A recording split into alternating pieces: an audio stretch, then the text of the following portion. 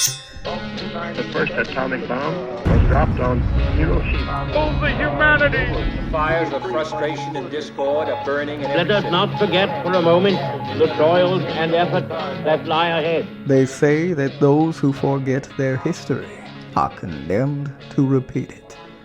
This is the History Lessons Podcast with certified financial planning practitioner Patrick Huey, author of History Lessons for the Modern Investor, and your guide to financial wisdom in the past, present, and future. You ready? Good. Let's get historical. Historical indeed. This is the History Lessons Podcast for the week of October 16, 2023. I am Patrick Huey, author of History Lessons for the Modern Investor. And if you are a modern investor seeking some historical perspective these days, well, once again, you're in the right place. This week, we'll be talking about playing ball, remaining untouchable, and being the boss. But first, the news. You know, there was a time not long ago when no one paid much attention to inflation data. It was boring.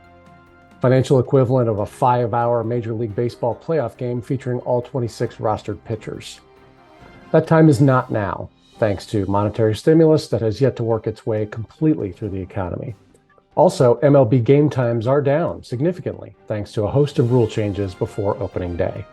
But make no mistake about it, as the World Series looms, inflation is back to playing hardball. The Consumer Price Index, or CPI, rose 0.4% in September. Meanwhile, the Producer Price Index, or PPI, rose 0.5%.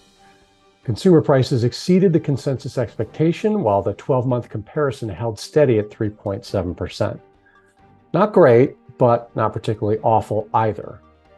Producer prices are up 2.2% year over year and have fallen considerably since the 11.7% peak back in March of 2022. But wait for it, because the curveball is coming, and the Federal Reserve's fight against inflation will require extra innings. The Fed is flailing because inflation has made a call to the bullpen and is throwing much harder of late, with consumer prices up 4.9% and producer prices up 7.7% at an annualized rate in the last 3 months. Play ball, boys. Next up, we'll charge the Wayback Machine and head back in time for this week's history lesson. But first, this word. Interest rates are rising, and your annuity purchased in the last decade might not be keeping up, which means your financial plan may be falling behind. So if you own a deferred annuity, fixed, indexed, or variable worth more than $250,000, now is the time to review it and make sure it is doing all that it can for you and your financial plan. Let us help you keep your retirement on track. Introducing Victory Independent Planning. VIP turns complex financial matters into clear and confident solutions, so you can relax and enjoy retirement whenever it arrives. Get the Annuity Review Kit now. This complimentary kit includes a variety of checklists, resources, and ebooks to review the fees, features, and flexibility, or lack thereof, in your current annuity contract. It will even help you assess your overall investment goals and the people who are offering you advice. Get the kit today, because you can't teach an old annuity new tricks. To learn how VIP can help you review your annuity, click on the link in the show notes, or go to victoryindependentplanning.com. That's victoryindependentplanning.com. Sign up for peace of mind today. Alexa, charge the Wayback Machine and set it for the year 1931 AD. Charging Wayback Machine. On October 17th, 1931, Al Capone was sentenced to serve prison time on tax evasion charges. Al Capone, whose full name was Alphonse Gabriel Capone, is synonymous with organized crime in America. Born on January 17th, 1899 in Brooklyn, Capone was the fourth of 9 children born to Italian immigrants. His early life was marked by poverty, but he showed an aptitude for street smarts and quickly became involved in various criminal activities. Capone eventually relocated to Chicago, where he'd become one of the most infamous gangsters in history. Capone seized the opportunities presented by Prohibition and established himself as the leader of the Chicago outfit, a powerful criminal organization that he controlled a vast network of speakeasies, brothels, and gambling dens through. Capone's ability to organize and expand his criminal empire during Prohibition was remarkable. And despite his violent methods, Capone remained essentially untouchable by the law for quite a long time. Law enforcement struggled to gather enough evidence to bring him to justice, but eventually tax evasion would be his downfall. In 1931, Al Capone was finally convicted and sentenced to 11 years in prison. Charges stemmed from his failure to report income earned through his illegal activities. His imprisonment marked the end of his criminal career and gradual decline of the Chicago outfit. Capone was incarcerated at the famous Alcatraz Federal Penitentiary in San Francisco Bay, where he served most of his sentence. His health deteriorated during this time in prison, and he was eventually released in 1939, suffering from dementia. He died on January 25th, 1947, at the age of 48. Al Capone's epic downfall, which he probably didn't include in his Gangster 101 handbook, came from an unexpected tax twist. It's like the mob boss equivalent of tripping over your own shoelaces. Despite all the Tommy guns and trench coats, Capone's tax evasion escapade is a classic case of failing to keep up with Uncle Sam's ledger and keep yourself in check. Today, we'd be wise to take a cue from Al, minus the illegal activities, and realize the importance of year-round tax planning. Just as Capone's criminal empire crumbled due to tax issues, contemporary investors and entrepreneurs must be vigilant in complying with tax regulations to remain one of those untouchables. You just paid your taxes on an extension for 2022, like I did. Congratulations, but it's time to start all over again.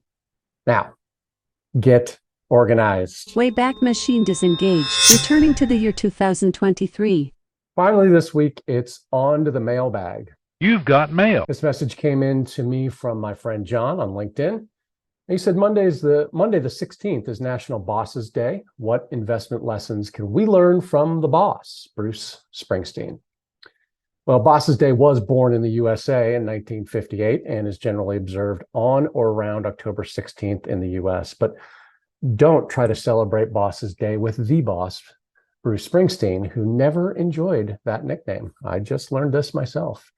His bandmates gave it to him because he was the one who distributed checks after gigs. It stuck, but it was never meant, the nickname, for public consumption. Anyway, here we go. Let's start with I'm going down, 1984. Is that what you're thinking as an investor, or are you more optimistic and counting on the rising, 2002? Are you a resident of Lucky Town, 1992, or My City in Ruins, 2002? However you feel about your investments, they should start with a dream, baby, dream, 2014, and a plan to reach it. From there, cover me, 1984, and know your risk tolerance and what it takes for you to be covered in the event that the wrecking ball, 2012, comes along. Beware of thinking I'm on fire, 1984. That's the hot hand fallacy at work, and a reversion to the mean can dash your high hopes, 2014. Also, beware that there are 57 channels and nothing on, 1992. How quaint that back then there were only 57 channels. Regardless, the boss was aware of one part of the unholy trinity of wealth destruction, television. Add to that the internet and social media, and I definitely wish we were dancing in the dark, 1984, a little bit more. Finally, beware of easy money, 2012. One major reason to believe, 1982, the hype machine out there is simply because we want to.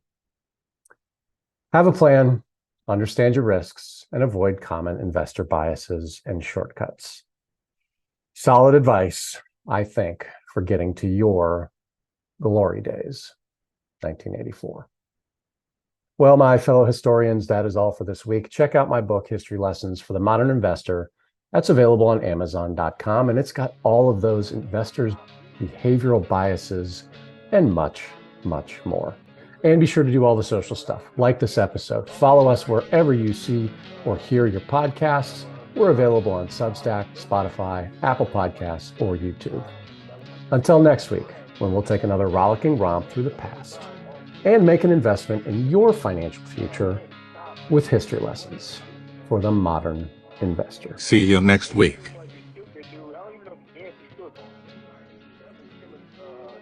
In front of Chicago,